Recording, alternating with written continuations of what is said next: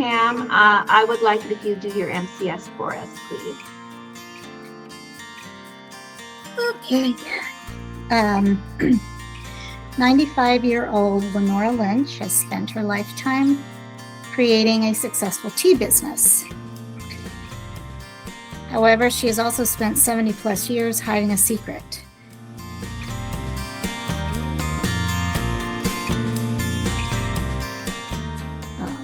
In 1952, when she was a newly married woman, she created a poisonous tea blend intending to hurt someone.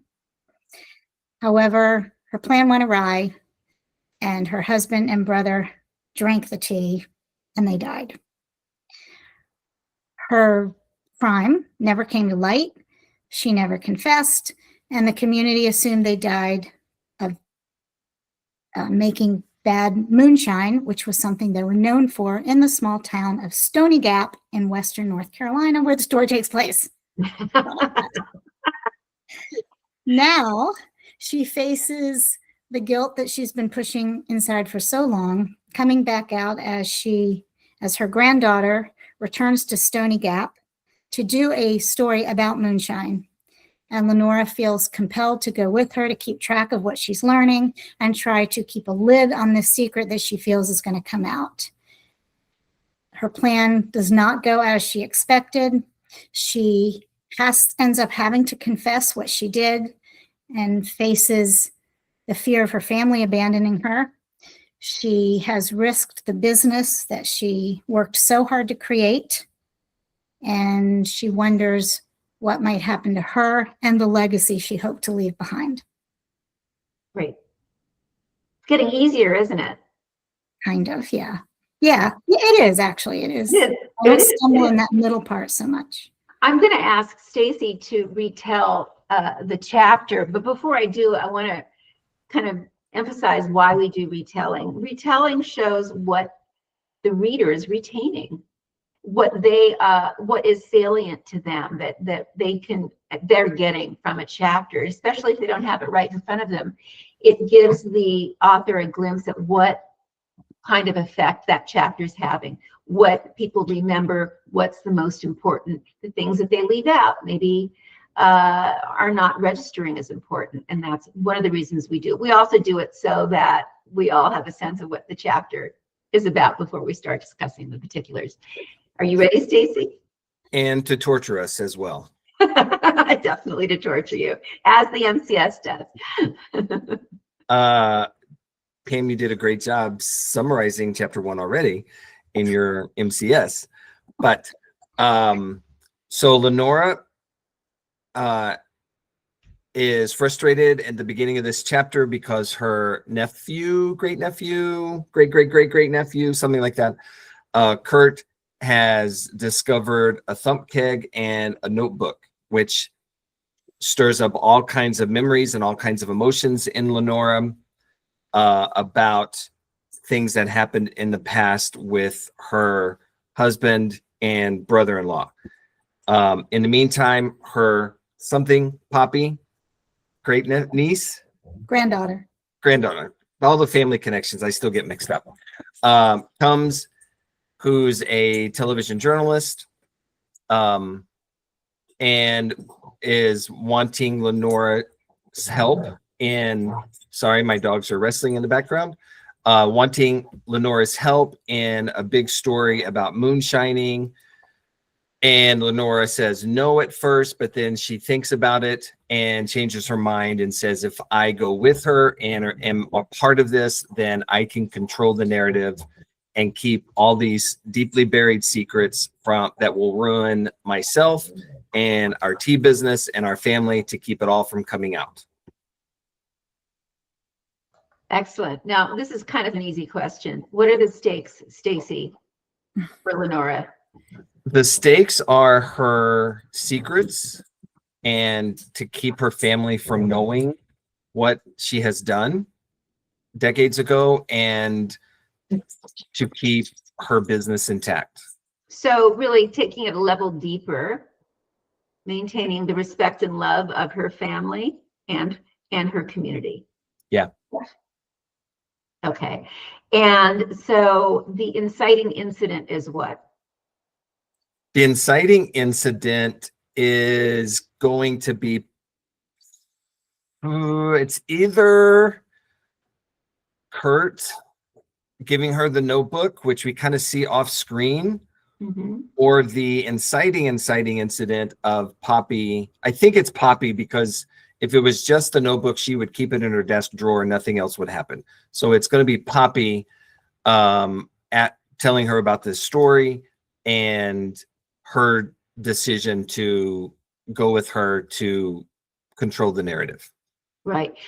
Exactly. I'm glad you added that on at the end. So, you know, a really great inciting incident has two parts. It's not only what happens to somebody, usually the protagonist, but how they respond. And while you don't necessarily respond with a in a full-fledged and, you know, way in the first chapter, hinting at it is very important.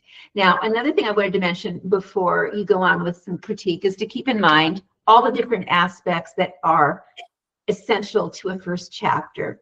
It's an overview of where the story is going so that the reader gets a sense. They don't get answers, they don't get a complete picture, but they get a sense of where the story is going, at least to the point where, do I want to stick with this story? This seems interesting. Oh, this is going to be a story about this broadly, and this character who seems like this, and this seems to be the main conflict that's going on. So keep those things and how everything is cohering, if you will, in mind as you're offering your critique today. Yes, and I'm sorry I didn't hear anything you said because I was staring at the dog over your right shoulder. Oh, yes. I'm kidding. I'm kidding. That's Smiley, my killer German Shepherd. Yes, you. All right. I will say, just as I've been rambling and talking through this, I do wonder if you need to show that scene with Kurt and what's her name, where he brings the notebook, and we actually see that in this first chapter, because I feel like it's so important, because it's sort of a mini inciting incident, and to just keep that in the previous book, it robs the reader, I think, a little bit of that. And so I think if I didn't know that, I would probably feel like, what's going on? And so I just wonder if that might be smart to include that. Just something to ponder. Interesting. But, you know, having read this chapter like 10 times now, I love it. And it's just getting better and better and better. Oh, Stacey. No, I'm serious. I did think it was, it's just funny that we're talking about stakes and conflict and stuff, because I did put this in my kind of summary. This is a good start and sets up the conflict of the book and what it's about. And it feels like you raised the stakes a bit from the prior version. How much more on the nose could I be? Wow. Good job. Yeah, thank you. But I do think there are still too many names in this first chapter. I do feel like it's too complex. I feel like the backstory, we get into too many details with stuff. And I know it's super hard not to do that when you're trying to rev up the engine. But I also wonder if starting with that conversation with Kurt might help ease us into that a little bit and give you the opportunity to delay some of those things, maybe until chapter 2 or 3. Yeah. Okay. That's kind of big picture things. Page 3, middle of page 3, you say her husband Byron and his brother Mo. You've said that 3 times now up to that point. I really want you to know that. No, I'm just kidding. So yeah, so I think we got that. We got that one there. On the top of page 4, you describe Poppy as having a budding career in television journalism. I would suggest something else along the lines of, and I wrote it down, something along the lines of digital video journalist producing news content for streaming platforms and social media. Really? Or something, well, something along those lines, because I feel like television journalism is a dying business. Tell me what you called it again, though. I mean, I don't have to. Yeah, tell me what you called it, and I can look it up. Digital what? Digital video journalist producing Digital news content for video streaming journalist. platforms and social media. Journalist. So I just think anything that can get you away from linear television news is going to feel a little more current and a little more young, which is what she is. Okay. So just a little thought there. That's a really good note. Something Yeah, to think it is. I loved right after that. Poppy couldn't hide what she really felt, not like Lenora could. Boom. That says a lot. Further down, your writing was just very descriptive in this chapter. It didn't feel like very plodding. But like at the bottom of page 4, old ghosts began shaking their chains. And maybe it was just because we're coming out of Christmas, but that just jumped out at me, and it was wonderful. I love that. I was a little confused on page 7. Okay. And let me think here. We're talking about Byron and Mo in the cave making moonshine, a cave. Lenora could picture her granddaughter jumping up, her long brown hair swishing about, and her hands waving in enthusiasm. And I was just confused by this paragraph. Yes, Poppy is her granddaughter, but I don't know. What I wrote down was I'm not clear on this paragraph. It feels like it is about Poppy, but if it is about Poppy, then the next paragraph needs doesn't need a description of Poppy's nails. So it just feels like we should go from a cave. Poppy's exuberance rang through the phone, and then Lenora catches herself and smacks herself, and then maybe later on describes picturing her granddaughter jumping up and down or something. But it just felt like, who is she referring to? She's referring to Poppy, but it just felt out of place. The description first and then her reaction. I feel like her reaction needs to be first, and then she can kind of settle down or something. Is that making any sense at all? Yeah, it does. The action first, the description. Yeah, it does. Yes, it does. I would also, you hint at her getting things mixed up, but you tell us about it, and I would see if you could fit in somewhere us seeing that, because I think in the next page you say that recently she'd begun to confuse some past events with present ones.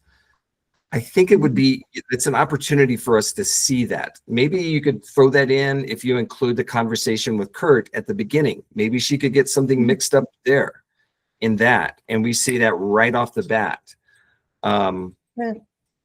But yeah, I kind of just wanted more of that. And we see it a little bit at the bottom of that page where she says, telling everyone how we make moonshine. I mean, they.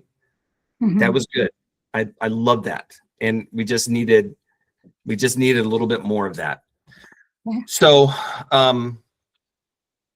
I think somehow only keeping the essential elements of the backstory and simplifying some of the names and characters a little bit more. I'm not sure how you do that, because we're jumping into kind of the middle of things as we're going. So somehow easing us in. Other than that, I thought it was still much better than the previous chapter that you sent us. Okay. Great. Thank you. Alex, what were your thoughts? Yeah, I definitely agree. I really liked the descriptions of the cane and the tea.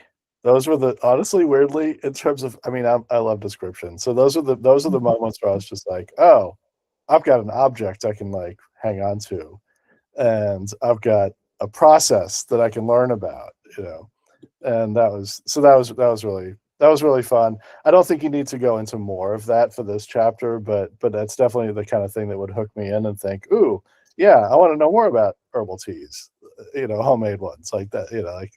There's your extra bit that you can that I'm going to look forward to for each chapter.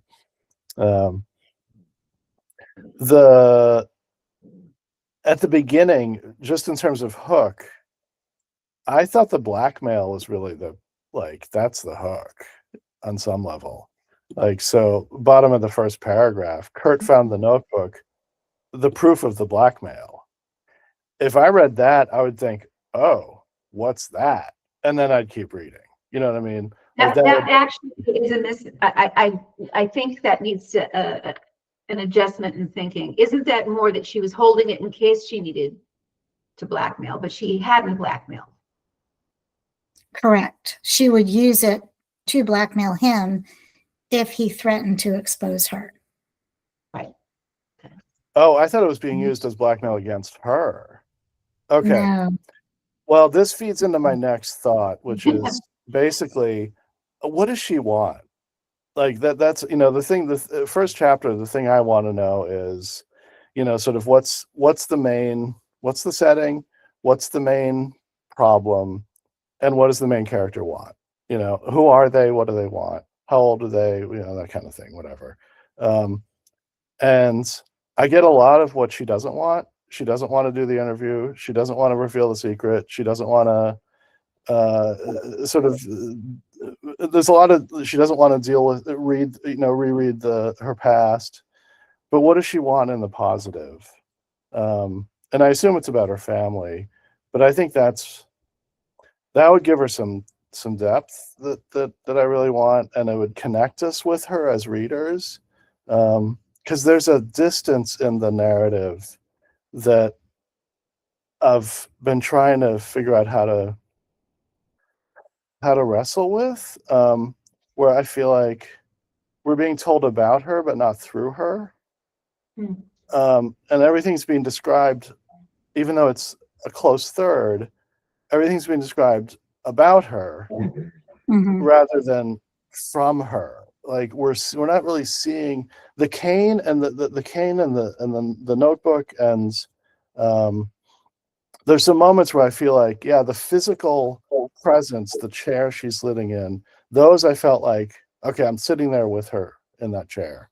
And then with Poppy, I was like, feel like I was being told about what she thinks about it later, or from a distance, or I don't know what. And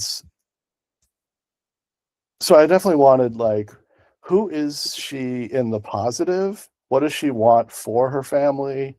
What is she hoping for in the last few years of her life? However long she lasts.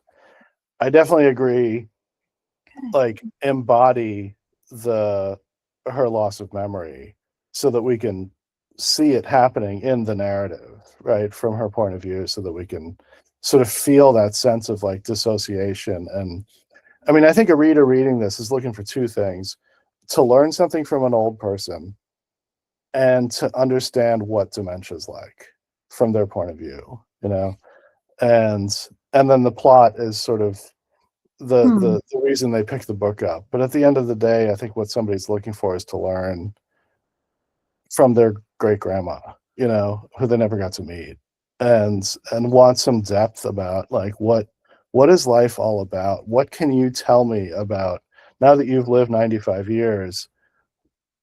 I've only lived 35, 55, however long, like what can this person tell me about what it's like to be alive for a century and have that experience and be able to enlighten me about how do you deal with that much family, and holding a secret, which maybe somebody has, maybe they don't as the reader, but like I think they'd want to, that's the character is the point. The characters, this is a character driven, like the plot is there, but this is a character driven story.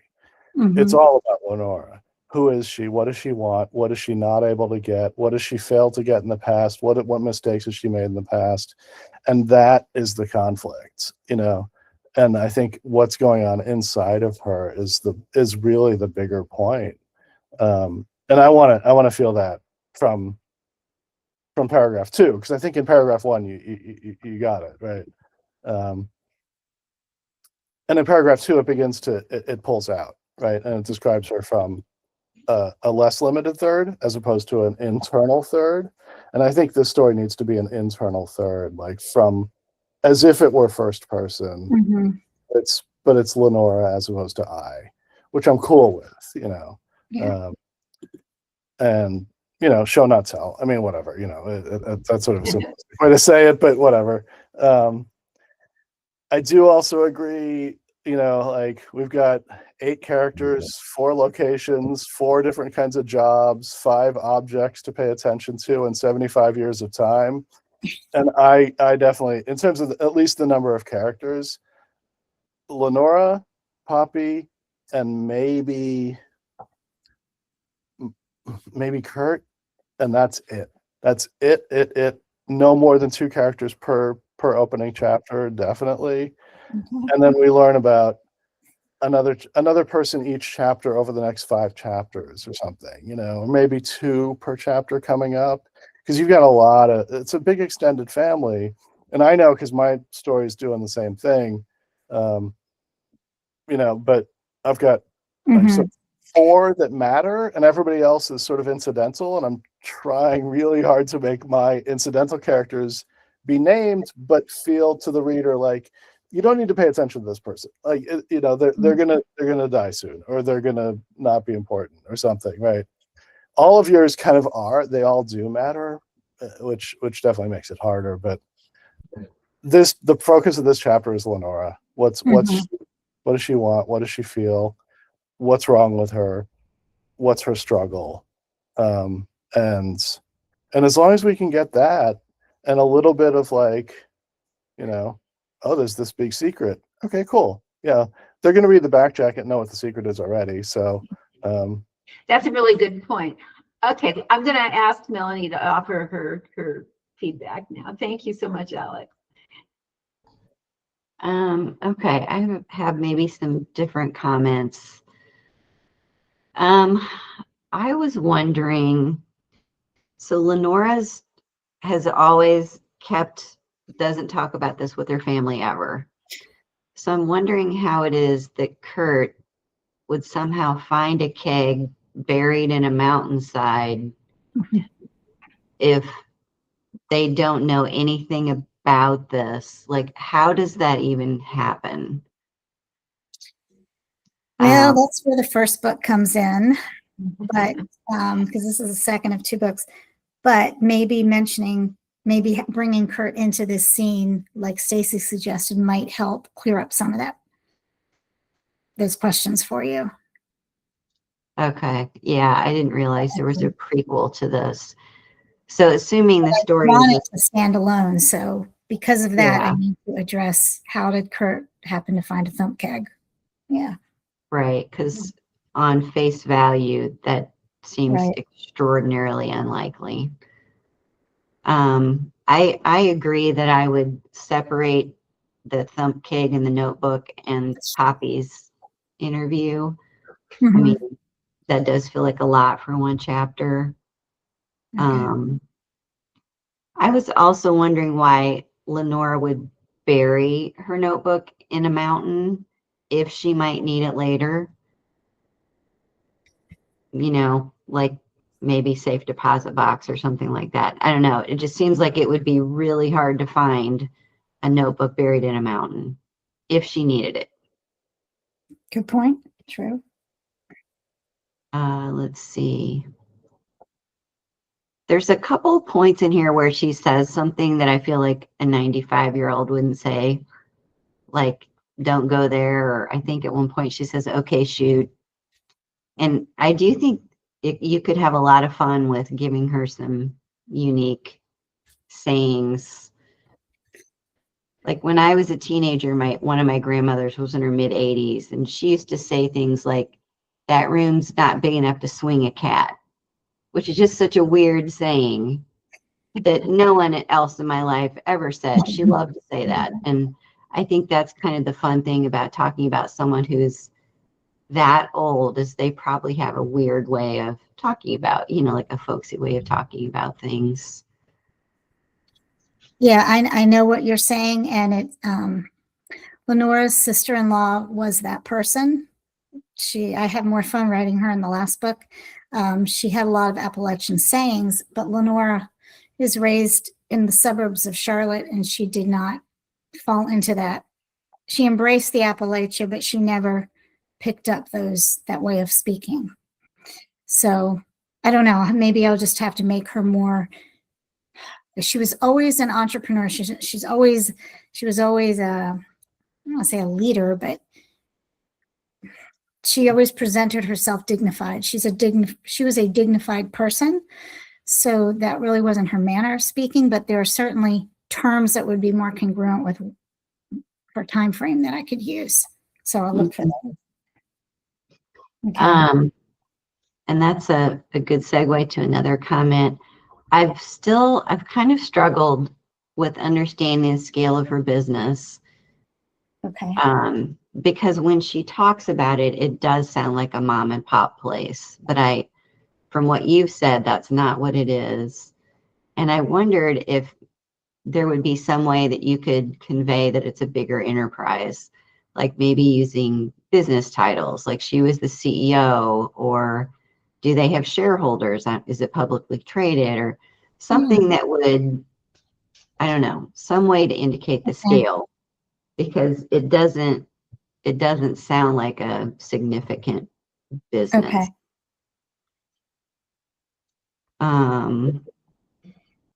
Let's see. I think one of the important themes of the book is that this is an enterprise that did go from a mom and pop, really from a mom all the way up to a business that was incorporating 2 or 3 generations of family and had grown significantly, right? It was supporting all the members of this family in this very poor area. Yes, it's like a regional success, but not national. It afforded her financial stability. She raised her children. They were probably a safe middle class, but it was not bigger than that. So I'll have to find a way to convey that. Or maybe you could say back when we only had one location, or back before we branched out into, I don't know. Yeah, I'll have to figure that out. Okay. Mm-hmm. One lens through which you could look at this chapter is, I think there are some moments where you're repeating things. And so maybe just look through there and see if you could peel some of those out a little bit. You don't want to hear Byron and Mo 12 times? Her husband Byron, her husband Byron, her husband Byron. Let's see. Show versus tell. They already said that.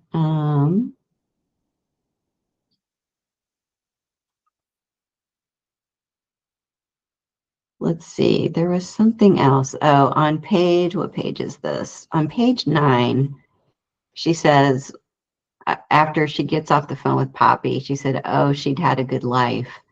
And I wonder if that minimizes the struggle I'm assuming she went through, especially in that time, that era, as a widow with young children. I would imagine there was a lot of struggle.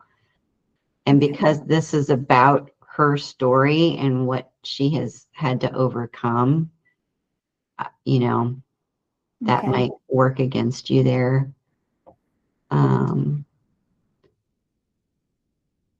And at the end of the chapter, I totally see what you're doing there with her making the decision to go.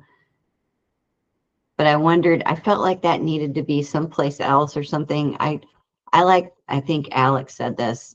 I like the blackmail thing as like the punch of the chapter. It just has a little more oomph to it for me.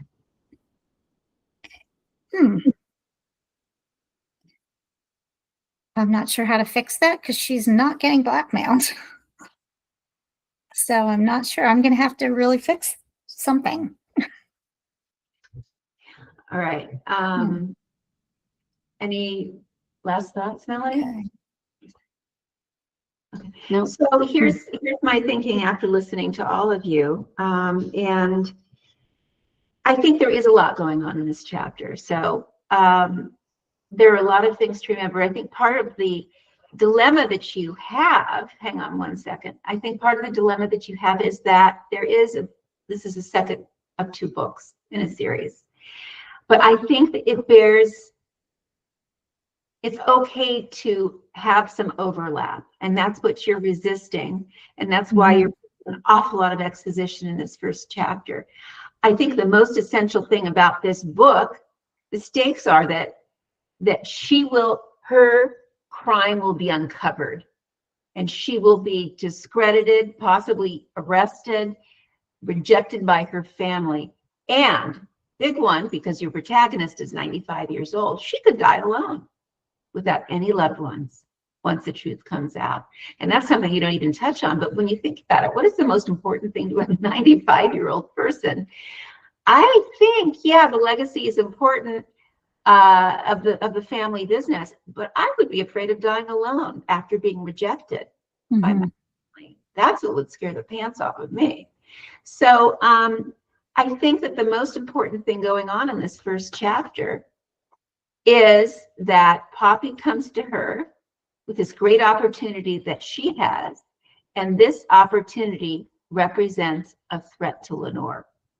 We don't even need to know exactly what the big secret is in the first chapter. You might bring that up in the second chapter as she ponders this, but right now, as long as we know that Lenore is confronted by her granddaughter who she adores, who wants to do something, and that's going to cause a whole series of dangerous things to occur, or bad things to possibly occur, be revealed. That's all we need for the first chapter. And that in order to prevent that reveal from happening, that secret from being exposed, that she's going to go and she's going to change the narrative. And I think that's the essentials. So what I'm saying is you may have 2 chapters here. Yeah. It kind of sounds like it. Yeah. That's not how I felt going into this, but I want you to know that listening to all of you, realized what was important. Again, the stakes, if you pull out the essence of it, what she has to lose, it's that love of her family and that comfort of a family in her final years. And that here is this granddaughter that she adores, who actually is providing that opening for that secret to be revealed. I think that just having the 2 of them, and maybe a passing reference to, the grandfather, is all you need in that first chapter. Okay. And then emphasizing what those stakes might be, this horrible secret, the secret that she'd been keeping for all those years, the secret that she kept so that she could raise a family, have a living for them, then we get a sense of, her motivations. She's a more sympathetic character right away because she's not just this cold-hearted murderer, but the secret, we don't even care right now what the secret is as much as we care about exposure. Okay. Exposure, and that it will tear her world apart. The Makes sense. revelation will tear her world apart. That's my thinking. I could be wrong, I often am, but this is what comes to me after listening to all of your readers. It makes sense. Yeah. Don't worry about repeating. A lot of people will read this as a standalone, and it should be a standalone. And Yeah. the people that have read the first will be willing to go through a chapter or two of introduction, Okay. because they wouldn't be reading the second book if they didn't like the first, and if they didn't care about the characters. Yeah. So I wouldn't worry about that so much. Anyway, but again, those stakes, if you can, all of you so far, if you can prioritize those stakes, so it comes down to one word, and all of these other words, this one word that's an umbrella for more minor stakes. Okay, so Alex has done that, and we're going to discuss his work next. And almost everything comes under the umbrella of one word, which is what, Alex? Legacy. What was that? Legacy. Legacy. Yes, thank you. So on that. Bardsy delivers the tools, guidance, and support you need to produce compelling novels. Our well-researched and thoroughly tested approach includes our minimum complete story, a 90-second exercise that keeps your writing on track while fueling creativity.